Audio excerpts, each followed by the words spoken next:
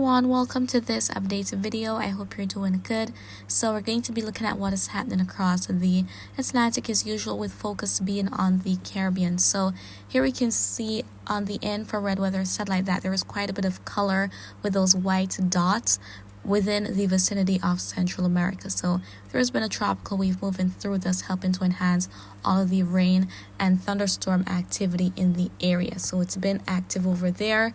We've had some dust moving through parts of the Caribbean, but also some scattered showers and thunderstorms in parts of the eastern islands, especially as we head toward the vicinity of the Virgin Islands.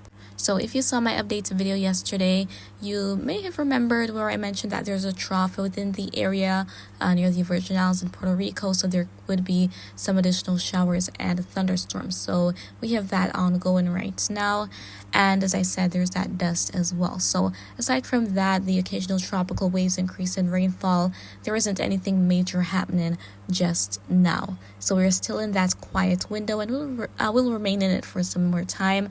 But as we're going to be heading through this week, there's likely to be a substantial rainfall increase for parts of the Southeast Caribbean. So let's go on to the forecast. First, we're looking at the short term for today. So we can see that the euro is showing that it's quite colorful over Central America, as we saw lots of activity there, even for Western Cuba, parts of Florida, the Bahamas, especially in the north, Cayman Islands, Jamaica, parts of Eastern Cuba, as well as the Southern Bahamas, Turks and Caicos, and a few spots in Hispaniola may not experience a whole lot of rain. Nonetheless, there could be some downpours around here and there. Toward parts of the Dominican Republic, especially in the east, going to Puerto Rico, the Virgin Islands, as I mentioned, there's likely to be some downpours today through the Lesser Antilles as well, with those intermittent showers. ABC Islands may not be so active, but if you guys are lucky, you'll get some showers passing through. And in northern South America, Venezuela, Colombia, through the Guyanas will likely be active. And notice that there are those much higher rain totals, those burgundy shadings indicating rainfall amounts probably going up to 2 inches. That is offshore.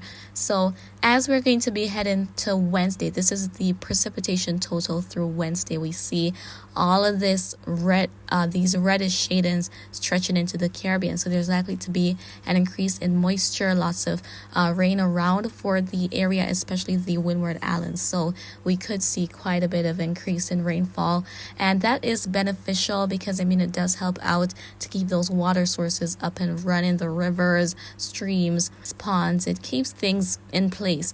But when there is a whole lot of rain in the more vulnerable areas, there could be those instances of flooding. So that is going to be a possibility with that upcoming surge in rain, and this is, as I said, through Wednesday, so headed to the middle part of the week. And the GFS model is also showing that. So with the rainfall increases, sometimes there is flooding. Hopefully that is not going to be the case, or if there is any flooding, hopefully it's not going to be any major flooding that takes place. So that is what is in the forecast.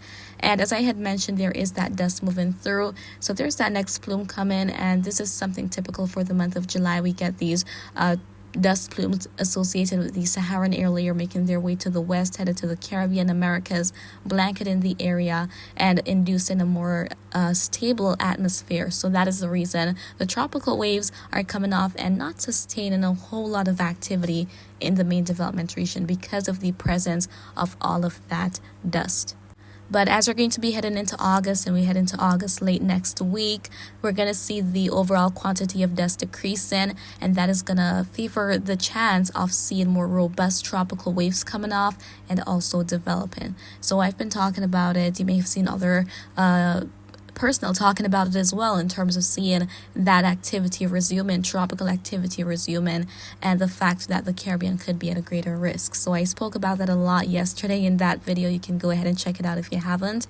But that's basically what I wanted to share with you in this update video today. Again, it's quite active towards Central America. It's going to get active for the Southeast Caribbean with that surge in moisture expected by the midweek, and I'll be keeping you updated on it. And in terms of wave heights out there, seas are pretty much tranquil for the most part, but in the Central Caribbean, especially offshore Colombia, we can see some of those yellowish shadings that's actually showing seas probably up to 10 feet, 11 feet. So very active there, where we have some of those stronger winds blowing. So generally breezy. The seas aren't going to be too rough. stuff, and some areas are definitely going to experience those downpours as we head through today, especially in the afternoon hours. So that's it for right now, and I do hope you found this video to be informative. But if you have any questions, please feel free to leave them in the comments. I will respond to you when I have the chance to do so, and remember to always be weatherwise.